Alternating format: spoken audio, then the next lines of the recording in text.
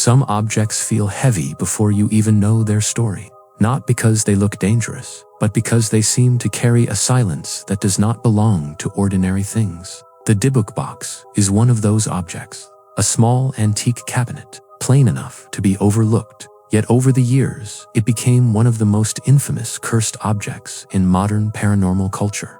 It inspired fear, debate, a Hollywood horror film, a museum exhibit, and eventually a celebrity curse narrative that pulled Post Malone into the story. If you know the Dybbuk Box at all, there is a good chance you know it through that celebrity angle. Not because Post Malone owned it, and not because he displayed it in his home, but because, after a reported encounter with it, a series of frightening events followed close enough together for people to ask whether bad luck had become something darker. That question turned an internet haunting tale into a piece of living pop culture mythology. But before the cabinet, before the eBay listing, before the museum and the headlines, there is one question that matters more than any other. What is a Dybbuk? In Jewish folklore, a Dybbuk is generally understood as a restless human spirit, something unresolved that clings to the living instead of moving on. It is not usually described as a horned demon or a movie monster. It is closer to a presence that attaches itself where it does not belong. That detail matters because from the beginning, the phrase Dybbuk Box already carries attention. Traditional folklore points toward possession of a person, not imprisonment inside a cabinet, which means the legend begins with something that feels old, but already slightly twisted. The modern legend begins with Kevin Manis, an antique collector and furniture restorer from Oregon. In the version that made the object famous, Manis claimed he purchased a small wine cabinet at an estate sale. According to the story, the cabinet had belonged to an elderly woman born in Poland who had survived the horrors of the Second World War, later immigrated to the United States, and brought the cabinet with her from Europe. The woman's granddaughter warned Manis not to buy it. She supposedly said the cabinet was never to be opened. It was not a sentimental heirloom, not a decorative piece, but a sealed burden. The old woman had kept it closed for a reason. That warning became the heartbeat of the entire legend. Because once an object comes with a warning, curiosity does what it always does. It leans closer. Manis took the cabinet home anyway. When he opened it, he claimed to find an unsettling group of items inside: old pennies, locks of hair, a dried rosebud, a goblet, a candlestick, and a small engraved stone. Nothing in that collection proved anything supernatural, but it felt specific enough to be unsettling. The objects seemed symbolic, private, almost ritualistic, as though they belonged to a story already in progress long before he arrived. Then came the first major turning point. In the legend, Manis gave the cabinet to his mother as a birthday gift. She allegedly opened it and suffered a stroke soon after. Whether coincidence, tragedy, embellishment, or something darker, that moment became one of the most repeated and most emotionally powerful pieces of the story. Because from there, the box was no longer just eerie, it was dangerous. After that, the story widened. Manis described strange smells, repeated nightmares, a sense of oppression, and the feeling that different people around the cabinet were experiencing the same fear in different forms. The object moved from person to person like a problem no one wanted to keep. Every new owner seemed to inherit not just the box, but the unease attached to it. In 2003, Manis listed the cabinet for sale on eBay, but this was not an ordinary antique listing. It was long, detailed, and written with the tone of someone desperate to be rid of something he believed had brought terror into his life. By the time a reader reached the end, they were no longer looking at furniture. They were looking at a story with a price attached. That listing did something powerful. The details were cinematic. The origin was tragic. The warning was clear. The contents were eerie. The consequences were escalating. Even people who did not believe in curses could see why it worked. The Dybbuk Box was portable folklore, a haunted object designed to travel from hand to hand and from screen to screen. But skepticism was there early. Researchers and folklore observers pointed out that the traditional idea of a Dybbuk did not really match the idea of a spirit trapped in a box. The more closely people looked, the more the story seemed shaped for atmosphere rather than historical accuracy. Yet, that did not weaken the legend much. If anything, debate fed it. The story might still have faded into obscure internet history if it had ended there, but it did not. The cabinet passed into the hands of Jason Haxton, later known for writing about his experiences with the box. Haxton treated the object not like junk from a strange auction, but like an artifact worthy of documentation and controlled handling. His involvement gave the legend a more serious tone. The box was no longer just an online curiosity. It was now being discussed, studied, and framed as something dangerous enough to deserve caution. Haxton reported physical distress, dark dreams, and a powerful sense that the cabinet exerted a harmful influence. Whether those experiences were paranormal, psychological, or the natural result of living inside a terrifying story, they deepened the legend. The box now had more than one witness, more than one owner, more than one voice, insisting that whatever it was, it did not feel harmless. By the early 2010s, the Dybbuk Box had become famous enough to influence mainstream horror. In 2012, the film The Possession drew inspiration from the legend and helped push the object even further into popular culture. At that point, the cabinet had crossed a threshold. It was no longer just a strange story from an online auction. It had become part of the wider supernatural imagination, a cursed item recognized far beyond paranormal circles. Stories around the film added their own fog to the myth. Reports circulated of unsettling events during production and a fire that destroyed props. Once the Dybbuk Box entered film culture, every eerie incident around it only made the legend feel more alive. Then came Zak Bagans. With Bagans, the box entered a new stage of its life, one built not just on legend, but on presentation. As the object became associated with his haunted museum in Las Vegas, it was no longer just a story people read about. It became something people lined up to see, a feared exhibit, a thing approached in dim corridors under warning signs, already carrying an atmosphere strong enough to affect people before they even reached the room. Bagans presented the Dybbuk Box as one of the most haunted objects in the world. That description alone changed the energy around it. Once something is framed as exceptional, people do not approach it neutrally. Their breathing changes, their attention narrows. The body prepares for fear before fear has earned it. Whether that makes the experience psychological or supernatural depends entirely on who is watching. But either way, the box becomes more powerful through expectation. And then, in 2018, the story gained the one thing modern myths crave most: a celebrity connection strong enough to drag the whole legend into mainstream conversation. Post Malone visited Zak Bagans and the Haunted Museum.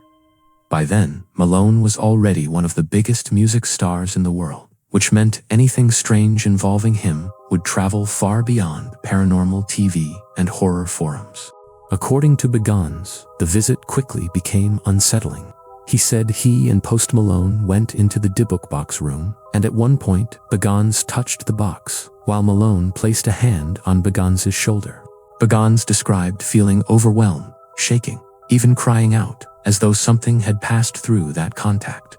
He also claimed there were strange sounds in the room, and that the atmosphere shifted almost instantly. What matters most about that moment is not whether it can be proven. The curse was no longer just about owners and collectors. It became something that might not even require direct contact. If the story was true, then touching the man touching the box was enough. That detail made the fear wider, more contagious, more cinematic. Soon after the museum encounter, a series of alarming events entered the story. Post Malone's private plane made an emergency landing after tire problems. Not long after that, he was involved in a serious car accident. Then there was news of a violent incident connected to a home he had once lived in. On their own, those events could each be explained within the chaos of ordinary life. Together, in the shadow of the Dybbuk Box story, they began to look like a curse narrative, writing itself in real time. This was the moment the Dybbuk Box truly went mainstream. not because the cabinet changed, but because the audience changed. People who had never read the original eBay listing suddenly knew one version of the story very clearly. This was the haunted box linked to Post Malone's run of bad luck. The celebrity angle did what 2 decades of paranormal storytelling had been building toward. It gave the legend a new face and a new generation of believers. Post Malone himself later spoke publicly about the strange sequence of events.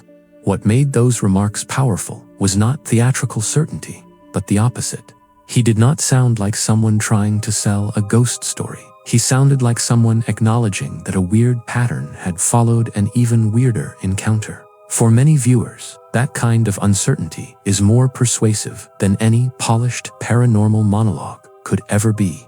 At that point, the Dybbuk Box had everything a modern legend needs. It had folklore, language, it had a haunting origin story. It had reported victims, investigators, a horror film, a museum, and now a major celebrity whose name could be tied to a string of frightening events. But the story did not move in only one direction. Skeptical researchers kept digging. One of the strongest challenges to the legend came from examinations of the cabinet itself and from questions about the object's supposed age and origin. Critics argued that the box was not some ancient occult container tied cleanly to Jewish tradition, but a far more ordinary piece of furniture, and that much of the mythology surrounding it seemed built for effect rather than history. Then came the biggest blow of all. In 2021, Kevin Manis, the man whose eBay listing launched the entire legend, admitted that the Dybbuk Box story he wrote was fiction. He said he was a creative writer, that the backstory had been constructed, and that many of the objects and details that made the cabinet so eerie had been arranged by him. The cabinet itself was real. The famous haunting narrative around it, by his own later account, had been authored.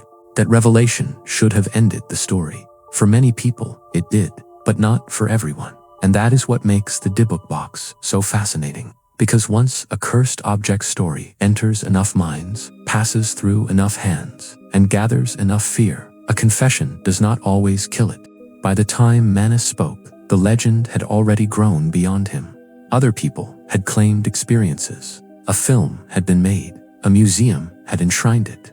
Post Malone had become part of the narrative. The story had escaped its creator. Jason Haxton continued to insist his experiences were real. Zak Bagans continued to present the object as dangerous. For believers, Manis's confession did not settle the matter. It only changed the first chapter. In that view, maybe the origin story was invented, but the fear and attention poured into the object over the years made it something else. Whether that sounds mystical or psychological, it points to the same uncomfortable possibility, that belief itself can charge an object with extraordinary power over the people around it. This is where the Dybbuk Box story becomes larger than the question of whether a spirit was ever truly inside it. The real power of the box may be narrative power. The way a story, once attached to an object, begins shaping how every future event is interpreted. A bruise becomes a sign. A nightmare becomes evidence. An accident becomes confirmation. The more feared the object, the harder it becomes for coincidence to remain coincidence. That is also why the Post Malone chapter does not depend on the original origin story being historically true. It depends on the legend already being strong enough that when frightening events followed his museum encounter, millions of people immediately knew how to frame them. He did not need to own the cabinet. He only needed to brush against its mythology at exactly the wrong moment. And maybe that is the strangest part of all. The Dybbuk Box feels ancient, but it is really a very modern kind of haunting. It lives at the intersection of folklore, internet culture, entertainment, celebrity, and fear. It was born in the age of online auctions, expanded through message boards and documentaries, and reached new life through viral headlines. It is a cursed object designed almost perfectly for the media ecosystem that carried it. The original legend borrowed the emotional gravity of Jewish mysticism and the trauma of European history to make the object feel heavier and more tragic. That borrowing is one reason the later confession landed so hard. The Dybbuk Box does not just raise questions about ghosts. It raises questions about how modern horror repackages sacred language and historical pain to create atmosphere. Still, even knowing that, people return to the story. Because the Dybbuk Box offers two kinds of fear at once. The first is supernatural fear, the possibility that something invisible and malignant can attach itself to a person or place. The second is psychological fear, the realization that once a curse story gets into your head, you may start seeing evidence of it everywhere. Either way, the cabinet wins. If you are a believer, the warning feels obvious. Do not open what was sealed for a reason. Do not touch what carries too many stories. Do not assume old objects are empty just because they are silent. In that sense, Post Malone's brush with the Dybbuk Box is the modern cautionary tale, proof that the curse did not die in some forgotten antique shop, but kept moving forward, waiting for its next moment. If you are a skeptic, the warning is different, but no less real. Be careful what stories you let arrange your life for you. Once an object is labeled cursed, everything around it begins to lean in that direction. The mind connects dots. The body anticipates dread. Chance events start to look designed. In that sense, the Dybbuk Box is not proof of the paranormal. It is proof of how powerful belief, suggestion, and storytelling can become. And if you stand somewhere between those two positions, then the Dybbuk Box remains exactly what makes it so memorable. A small cabinet carrying an enormous shadow. Maybe that shadow is spiritual. Maybe it is psychological. Maybe it is the weight of 2 decades of fear, repetition, and obsession, pressed into wood by human hands. Whatever it is, the object has absolutely haunted people, even if not in the way its earliest story claimed. So where does the truth end and the legend begin? The cabinet is real. The eBay listing was real. The fear people felt around it was real. The movie was real. The museum exhibit is real. Post Malone's public connection to the story is real. What remains unproven is the one thing everyone wants most. Whether anything supernatural was ever truly there, or whether the curse was always a story powerful enough to make ordinary misfortune look like fate.